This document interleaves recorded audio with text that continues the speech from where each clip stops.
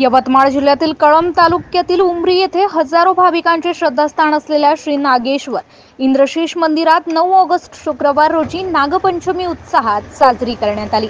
त्यानिमित्त सकाळी 11 वाजता टाळ मृदुंगाच्या गजरात श्री संत इंद्रेश बाबांच्या पालखीची मिरवणूक काढण्यात आली होती।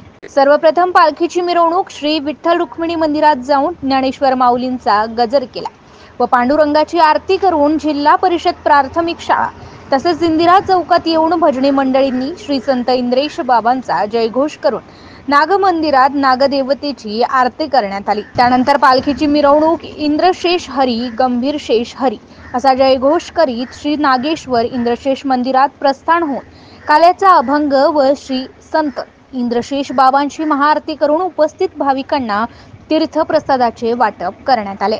या पालखीमध्ये गुरुवर्य सीताराम महाराज वारकरी महिला भजन मंडळ, श्री संत इंद्रशेष माऊली वारकरी महिला भजनी मंडळ, इंद्रशेष शिवभक्त मंडळाने महादेवाचे गाणे व बारी गायन केले।